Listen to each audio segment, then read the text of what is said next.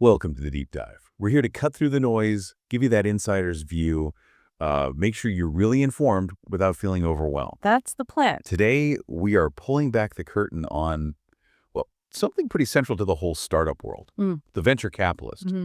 But forget the headlines about just funding rounds. We're actually going deep into what VCs do after they write the check. Right, the work after the investment. Exactly. Think of this as your shortcut to understanding the investor's playbook. We've got business insights, research, case studies, the whole stack. And it's so important because, really, the investment, that's just the starting gun, not the finish line. Ah, good way to put it. Yeah. So our mission today, as part of this Other Side of the Table series, is to explore that active, very hands-on role VCs play, nurturing companies, guiding them. Not passive money, then. Definitely not passive. We'll look at how they shape strategy, provide operational support, and sometimes make those really tough calls. Leadership changes, for instance. It's a much more dynamic relationship than people often think, and demanding. So let's unpack that. If the check is just the start, how do VCs actually get that strategic influence? Is it just assumed because they put in the money, or is there like a formal structure? Oh, it's very much formalized. Almost always starts with board seats. See, a board has this legal thing called a fiduciary duty. Right, to the shareholders. Exactly. They have to act in the shareholders' best interests. So when outside investors, like VCs, put in significant capital, they negotiate for the right to appoint directors. Their own people on the board. Precisely. People who represent their interests as shareholders, it's not just symbolic, it gives them a real seat at the table for, well, every critical discussion. And this control is vital, especially when you think about it. The average VC fund, well, statistically, many just break even or even lose money. Wow, really? Yeah, so there's immense pressure to actively manage those investments. They need to find the big wins to make the fund work. That makes sense why they'd want control.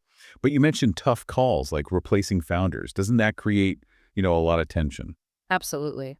That's the core of a really critical and often difficult dynamic. Founders aren't always totally upfront with their boards about problems. Why not? Fear. Yeah, largely fear, because they know professional investors can and often do exchange the entrepreneur or founder for a more professional CEO. Ouch. It is. So a perceived problem, if it's not managed super carefully, can speed up that decision. It's tough. And it means founders sometimes hold back information. Even information that could help. Exactly. Even though board members often have really deep experience that could help solve the problem, it's this constant dance, between control and collaboration. So it's not just about showing up for quarterly meetings then. Does this oversight sometimes look different? Maybe more informal, like a shadow board? It definitely extends beyond the formal board structure. A really interesting example is IBM, actually, with their emerging business opportunities, or EBOs. Like new internal startups? Sort of, yeah. Things like pervasive computing or their Linux server stuff back in the day. They were launched inside existing IBM units, but they weren't just left alone. Okay. They were overseen by what was basically a quasi-board of directors. A quasi-board. Yeah, made up of corporate EBO leaders. They were like the internal investors plus the business unit's SVP and finance lead. Interesting structure. And it was inspired by what IBM learned from being out in Silicon Valley and Boston. So the EBO founder, the person leading it, met monthly with this quasi-board. Monthly? That's frequent. Very. To review progress on key milestones, important metrics, and this is crucial to re-examine the critical assumptions they started with. Checking if the base ideas still hold up. Exactly. It was about providing resources, yes, but also guidance to overcome obstacles. Really pushing these things towards high growth, that regular strategic engagement. That's active VC partnership. That's way more involved than I think most people picture. Almost like an embedded partnership. It can be. So moving beyond those board structures, formal or quasi-formal, how else do VCs guide things? That ongoing monitoring and support, what does that look like? Well, sometimes it's baked right into the deal terms. An investor might offer funding based on performance. Meaning? Meaning if you hit the agreed targets the milestones, the original deal on management shareholds, but if the business does worse than expected. The investor gets more equity. Exactly. After a review, the investor's share might be increased. That's active monitoring built right in, creates a powerful incentive. Sure does. And beyond the financials, there's operational support. VCs often bring in skills and competencies you'd find in bigger established companies. This helps scale up those disruptive ideas. Right. Getting from a cool idea to a real mass market, that's hard. Incredibly hard, and that expertise is often what startups lack internally. That makes total sense. And speaking of lacking things internally, talent. Talent. What about finding people? Do VCs get involved in hiring, especially early on? Oh, hugely involved. Attracting the right talent is, well, everything for a startup. VCs frequently assist with key hires. Key hires, Right. like C-suite or critical engineers. Both. It's not just finding someone, it's about objectively analyzing, okay, what skills are really needed for this thing to succeed long term? Hmm. And then finding the specific people who bring those skills. Often this means looking outside the circle of the founder's existing network. Which can be limited, I guess. Very common limitation early on. So the VC pushes for a disciplined approach, evaluating candidates, figuring out how to integrate them, building a genuinely high-performing team. So they're really shaping the team's DNA. Absolutely. And sometimes, yeah, that subtly redirects the founder's original vision towards something maybe more scalable or more aligned with what investors need to see for growth. Sounds like they're almost a strategic recruiting partner then. But if startups can't always offer top dollar or fancy titles, what is the draw for those early employees? It's a great question. Stock options are part of it, obviously, the potential upside. But it's often not just about the money or the title. What else then? More fundamentally, people want to learn from other bright, talented people. They crave the satisfaction of making a real contribution, being part of a successful, winning team. The mission and the team. Exactly. And this ties into mentorship, which VCs often provide or help find. A good mentor asks the right questions, helps reinforce what the team knows, but also helps them reframe the challenge slightly if necessary. Intellectual growth, impact. Okay.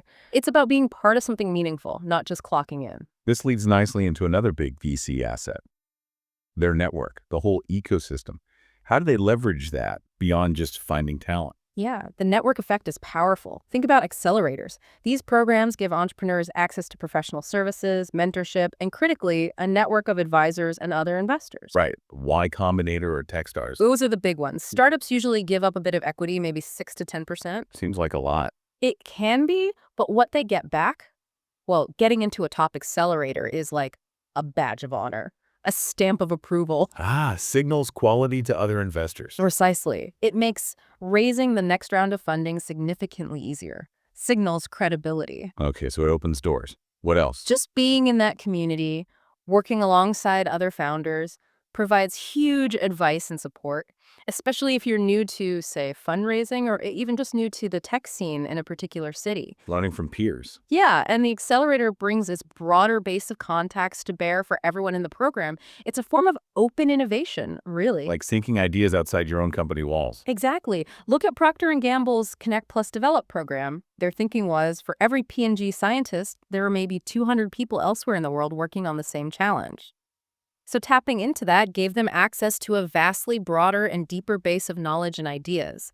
VCs help startups tap into their version of that external network. That's a great analogy. Yeah. But how does all this networking, this ecosystem focus, actually help the startup serve its customers better?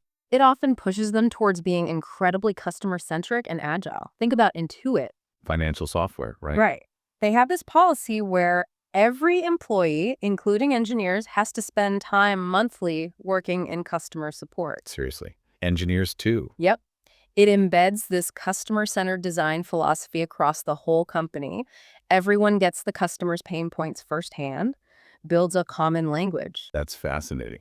Any other examples? Dropbox is another good one. They initially tried traditional marketing, but quickly saw customers were spreading Dropbox virally. Word of mouth. Pure word of mouth. So instead of fighting it, they leaned in. Dedicated engineering resources to build features that would amplify that virality. Like shared folders, referral bonuses. Exactly. Shared folders, the two-sided referral bonus. VCs often push companies to spot that kind of organic behavior and then double down on it, rather than just sticking to some original marketing plan. That agility seems key. Which brings us to maybe the trickiest part. The human side. The founder-investor relationship. It can't all be smooth sailing, right? There must be conflict. Oh, rarely smooth sailing all the time. There's an anecdote from a former CEO, Advanced Materials Company. He talked about feeling intense pressure from his investors to stick with untenable strategies. Strategies that weren't working. Yeah. He admitted he didn't quite have the guts to pivot away from a struggling product or shut down an underperforming furnace Why not? because he felt he was losing credibility with the investors and he knew he'd need more capital later. He was trapped. Wow, that's tough. It's a perfect example of a strategy to performance gap, what they were saying versus what was actually happening. It just highlights why transparency is so important in these high uncertainty environments. You have to marry intention with impact, as you said. Precisely. Even when the answers aren't clear. And the emotional burden on founders making these calls under that pressure, it's immense. So let's bring it all together. What does this mean for you, our listener? Maybe you're a founder thinking about investment or just curious about how this world really works. I think the main takeaway is that VCs are far more involved than just being a source of cash. They use their influence board seats, networks, operational experience to push the company towards hitting milestones. And they're not afraid to make changes. Definitely not afraid to make tough changes if needed, like bringing in new leadership. Remember, their investments are usually staged over several years. Right, not all at once. Exactly. And they need very high returns to make up for the high risk across their whole portfolio. Given that many funds struggle, that active, hands-on approach isn't optional for them. It's survival. What a journey. Okay, so we've seen VCs aren't just writing checks. They're active partners, deeply woven into the operational fabric of their companies, influencing strategy, hiring, operations, using their networks. It's intense. It really is. And that hands-on, sometimes demanding approach, it's all designed to maximize the chances of success in a really unpredictable world. Because their success is tied to the startup success. Directly. It's a high-stakes partnership aimed at navigating uncertainty and driving massive growth. So here's something to think about. Given this intense involvement and influence VCs have, after investing the board seats, guiding hires, pushing for pivots, sometimes even changing CEOs, how might understanding their playbook change your approach if you're seeking investment? Or maybe just change how you see startup success itself beyond just having a clever idea? That's a great question to ponder. Lots to think about there. Thank you for joining us for this deep dive.